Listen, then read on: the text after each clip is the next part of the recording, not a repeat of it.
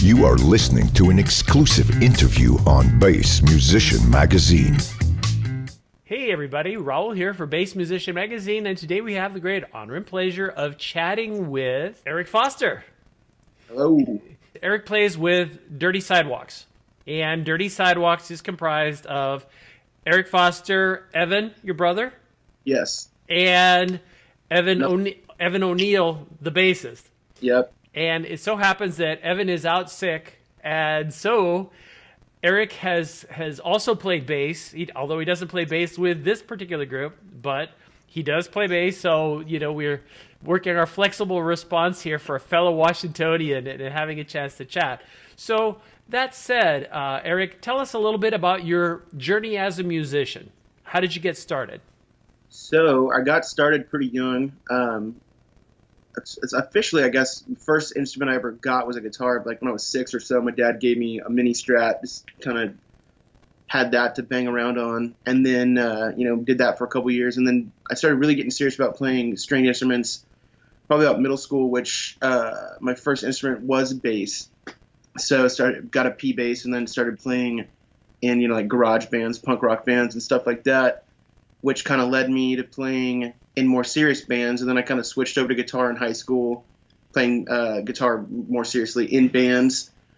And then that led me essentially to where I am now, which I've been mostly playing guitar in bands, but I also played bass in a band too, based in Seattle, called the Boston Martians, also with my brother.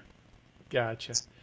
And it's obviously not a radical transition between guitar and bass because of the string element and all that.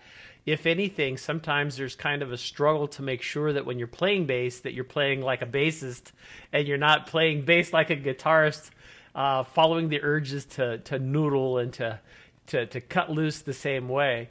But by the same token, especially because you guys are a trio, having an understanding of the bass, even if you're playing a guitar or doing the vocals, can many times, help kind of, when you're composing, you're thinking, okay, what everybody needs to bring to the table. So Yeah.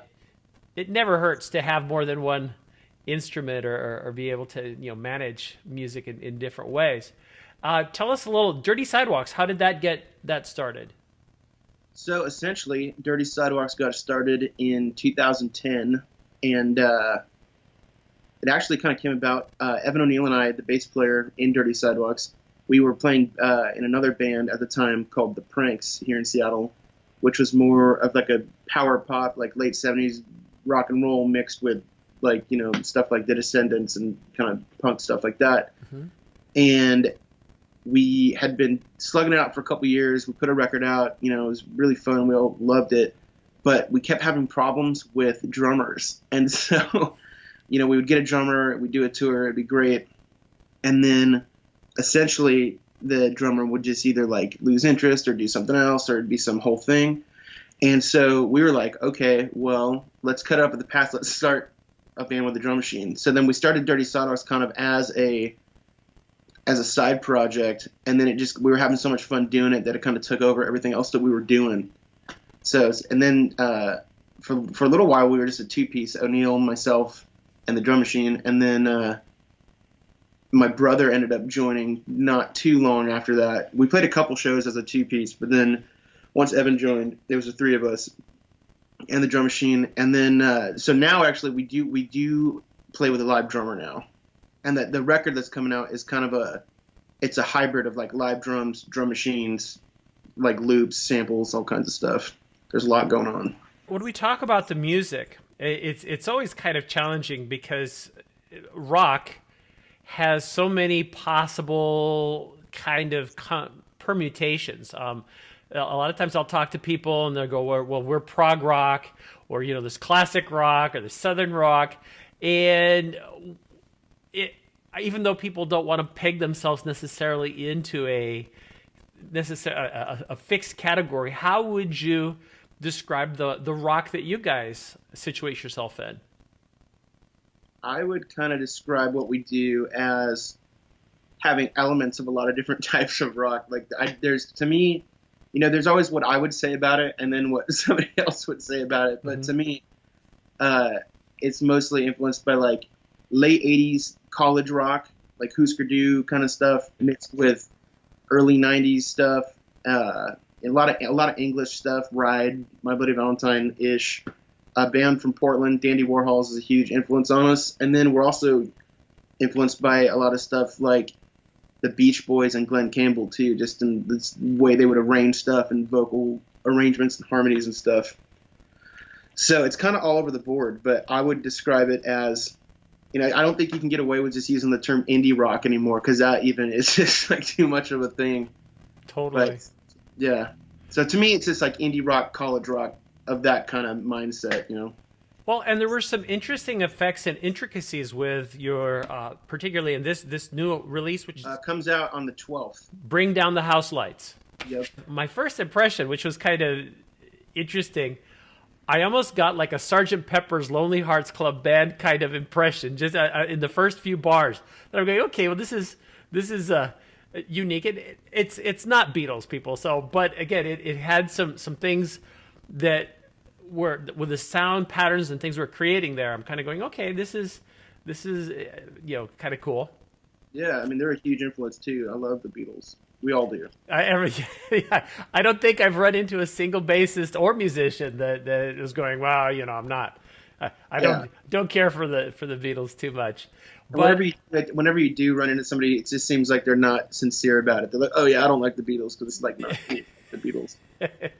Well, not in the rock genre, but it's just they're too iconic and too historic to admit. And if nothing else, even when it comes to bass styles, because Paul McCartney's playing was very iconic and revolutionary, and a lot of people that will do more of a melodic, harmonious kind of bit. Again, another musician who didn't start out as a bass player, but due to the necessity, picked up a bass. Totally. I understand that you're going to be having a new video coming up, because the last couple of ones, there was It's Getting Better, I think, was a couple of years ago, then Hey Girl about a year ago. Yep. So you've got something in the works. Tell us a little bit about that. So we shot a new video it's actually the first song on the record. It's called Rock and Roll Saved My Soul. We went out to North Bend and shot it in this really gnarly hotel. So that's coming along. That'll be out right around the time that the record comes out, if not on the same day. So I'm pretty excited about that one. Looking at the videos, they were all pretty unique as well. Who decides the creative? Like, if you're doing a video, is that you particularly, or does the band work that together? We'll spit around a couple ideas with each other together. Usually I make all the videos. So for example, the It's Getting Better video, that was the one with it's all stop motion. Mm-hmm. Which, I'm never going to do another stop motion video again. That took way too long. But, we were just kind of like, okay, let's have a video that we don't have to be in per se. Cause we had to make a video and nobody wanted to be in it. So then I was like, okay, how about this? And they were like, all right, cool. So then they're like, all right, do the work. And so I did it. It took a while, but it turned out cool. So this one, we were just kind of thinking like, all right, this song has kind of it's got a real late night kind of vibe to it. Mm-hmm. So I was like, okay, well, what do you guys think about shooting it in a really seedy hotel? And so we found one, which happened to be out by, the whole Twin Peaks explosion area down there. Mm-hmm. And so we found an area or a hotel that looked cool, and we rented out, shot the video, and I'm super stoked with how it came out. The music itself, does everybody participate in the writing, or how is that? Everybody writes their own parts pretty much. I'll write the core of the song, so I'll come to practice with the song, all right, hey guys, here's a new song, or I'll have a demo, be like, hey, here's a new song.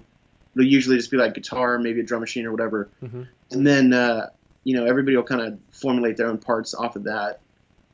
Usually if I give O'Neill, our bass player, our demo, he'll come up with a bass hook, and then we'll kind of build off that, and then my brother will build a guitar hook off of that, and kind of ping pong ideas back and forth for however long it takes till we feel like we get it dialed. And in addition to the album and the video, you guys have any interesting projects coming up, touring? Yep, we're getting all the details worked out for the first round of touring for the record now. And then we're going to try to hit all the main markets in the States. West Coast first, obviously, because we're based on the West Coast, so it's easy for us to just hit the coast. And then we're looking at the East Coast and some dates in the Midwest. And then we're also looking at trying to get to Europe. We're just working on getting the record out in Europe. So it's all just kind of like, it's so much stuff going on right now that it's just all of our heads are spinning. If people want to know more, dirtysidewalks.net is the current address. That just redirects to the Facebook right now, which that's where we have all the main newest information. And then other than that, follow us on Instagram if you want to see what's going on in the moment, which is just at Dirty Sidewalks. Poor O'Neill, who's not feeling well, we're going to have to steal a little bit of thunder, because something that most of the bass community has in common is an obsession with gear. Yep. So tell us a little bit about how he's getting his bass sound. What is he using? So O'Neill's bass sound typically is his jazz bass, which will go to his pedal board straight. So TU3 tuner, and then the bass big muff, and then it'll go to his compressor, which is just the MXR Studio compressor, to the bass big muff, and then that's his effects chain, which goes to the head, which is it's a vintage Fender 135 amp head, which is loud, and we get all the volume and beef that we need off of that guy. And sometimes for traveling gigs, we have a quilter. Are you familiar with those? The little quilter plugs. Those are killer. I recently bought one of those for a bass gig that I had to do, and been using that. That sounds great too. And then the other thing that we've found ourselves using for bass tones that we just can't get enough of is those old PV 118 210 cabinets, which you can get like a dime a dozen, it seems like, but they sound so good. So yeah, and then that's the bass sound. It's pretty straightforward. It's either clean and compressed or pretty fuzzy. Well, yeah, with the Quilter, we just did a review on the Quilter 800 in the last few months. So Steve Rosati did that, and so that's available for people to get a look at. And people have been very impressed. It's got real simple controls. Yeah. Lightweight, good size. So if you got to lug it around, it's not going to break your back. So really, really good there. Well, Erik, we appreciate you taking time to chat with us. And of course, we're going to look forward to the release, Dirty Sidewalks bringing down the house lights.